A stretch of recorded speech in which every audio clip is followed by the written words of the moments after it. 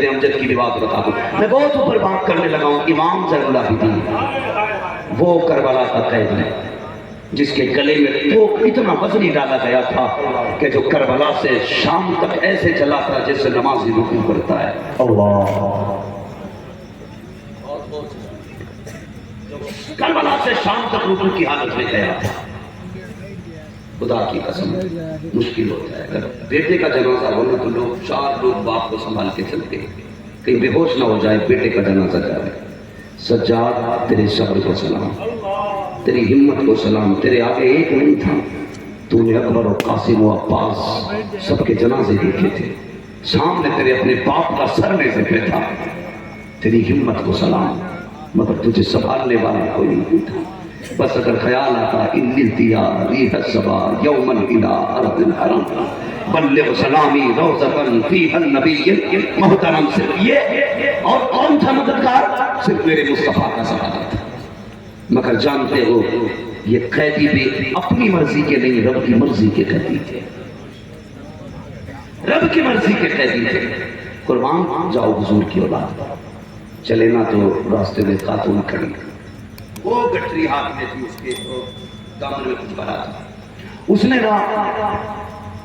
عمرو بن سعد سے کہا کہ تیرے لشکر میں کوئی حکیم ہے؟ کہا کیونکہ میرا ایک بیٹا ہے, 7 بیٹیاں ہیں, اسے کسی جانور نے کاٹ لیا ہے جس کی وجہ سے بیمار ہو گیا ہے. اگر کوئی طبیب ہو تو بھیج دے میرے ساتھ, مجھے اپنے بیٹے کی زندگی بچانی ہے. تو جانتے ہو جب یہ بات کہی نا تو وہ تو طبیب تھا ہی نہیں, اس نے مذاق کے طور پہ امام زین العابدین کی طرف دیکھا جو حالت رکوع میں قیدی بن کے چل رہے تھے. کہنے لگا اس سے پوچھ لے یہ طبیب ہے. بوڑھی کو کیا پتا اجنبی تھی, وہ آگئی امام زین العابدین کے پاس. کہنے لگی قیدی تو طبیب ہے؟ آپ نے نگاہ اٹھائی, قسم خدا قربان جاؤ, ہاتھوں میں ہتھکڑی, پیروں میں بیڑیاں, گلے میں توپ اور سینکڑوں نہیں ہزاروں کلومیٹر کا مسافر. کمزوری اتنی ہے کہ پیر پورا نہیں اٹھتا, چلنے میں نشان سے قدم سے نشان بنتے جا رہے ہیں. نظر اٹھا کے کہا کیا کہا؟ کہا تو طبیب ہے؟ مسکرا کے کہنے لگے الحمدللہ, میں بھی طبیب, میرا باپ بھی طبیب, میرا میرا گھرانہ ہی طبیب ہو گیا. اتنا سنا مچل گئی. اکلوتے بیٹے کی ماں تھی, بیقرار ہو کے کہنے لگی چل میرے ساتھ. کہنے لگے اس سے اجازت لے لے, میں تیرے ساتھ چلنے تیار. وہ کہیں کا بھیج قیدی کو, تو وہ تھے دولت کے کتے, انہیں دولت پیاری تھی. کہا کیا دے گی بدلے میں؟ اس نے کہا 7 بیٹیوں کا زیور لے کے آئی. یہ سارا لے لے, یہ طبیب دے دے. اس نے سارا سونا لے لیا, پھر ہنس کے چابی دے کے کہنے لگا اگر ہماری بات مانی ہوتی تو آج محتاج نہ ہوتے چابی کے. چلان آ گیا بھی کے بیٹے کو. کہنے لگے خوش فہمی میں مبتلا نہ ہو. تجھے کیا لگتا ہے تیری بیڑیوں نے ہمیں قید کر رکھا ہے, تیری ہتھکڑیوں نے ہمیں روک رکھا ہے؟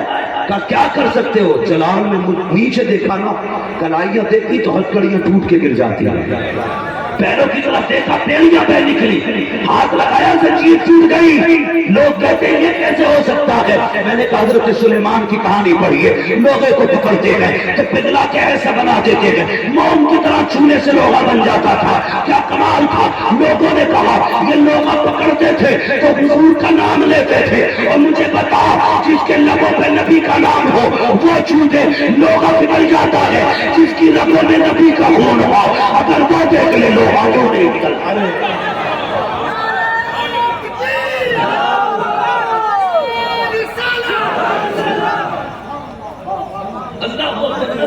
بگڑ گیا. کہنے لگا سنبھال اپنی چابی اور پکڑ اپنی زنجیریں, چلا علی کا بیٹا.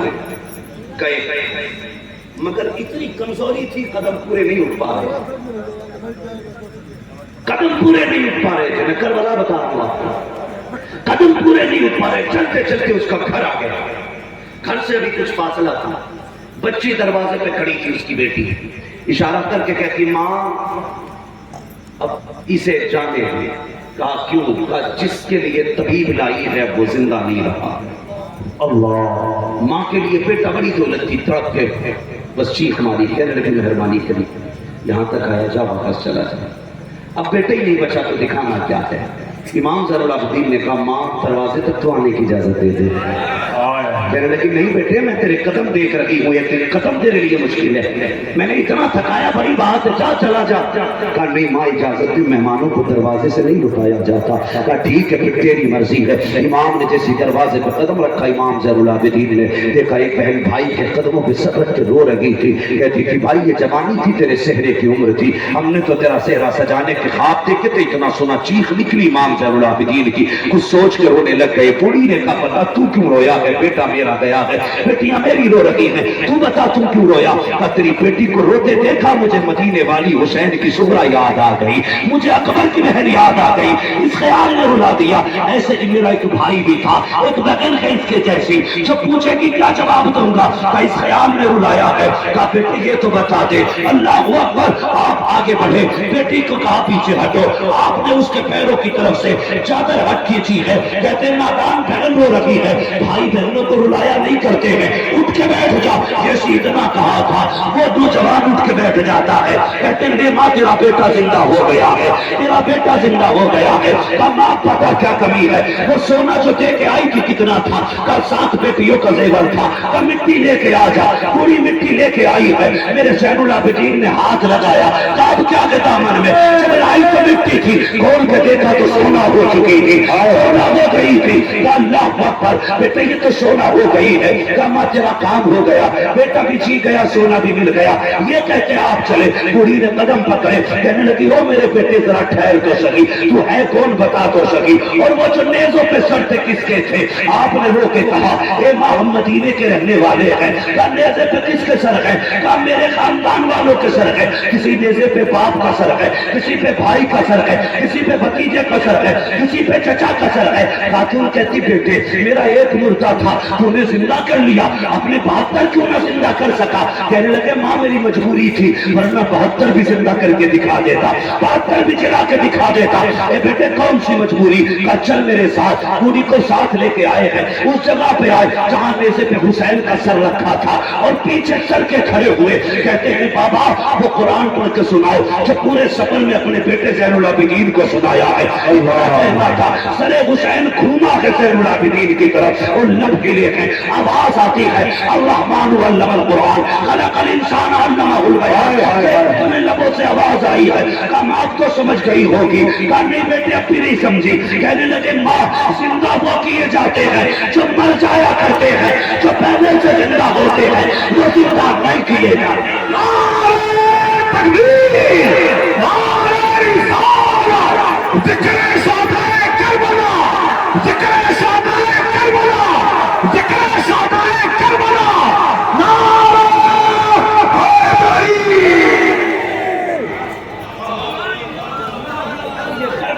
قیدی کا کمال ہے.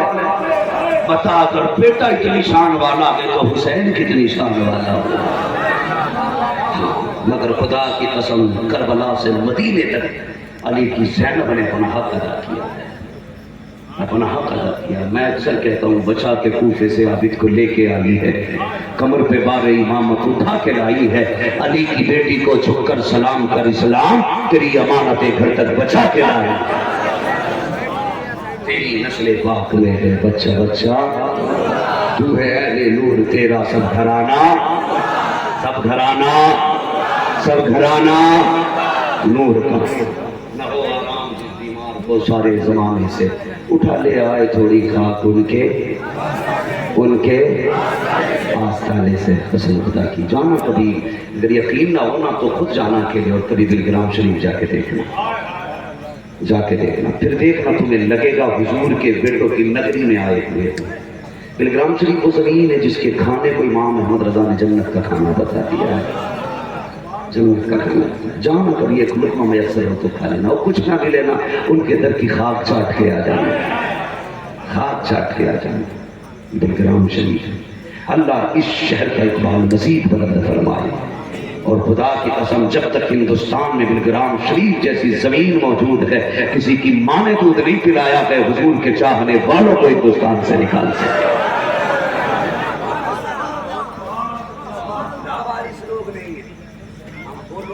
ایک وارث دیوا میں بیٹھا ہے، دوسرا وارث اجمیر میں بیٹھا ہے. پھر کرم کرنے والے موجود ہیں.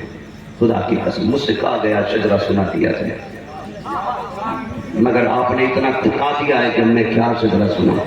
اب میں چاہتا ہوں ذرا آپ لوگ مجھ سے زیادہ آواز نکال کے بولتے ذرا سبحان اللہ.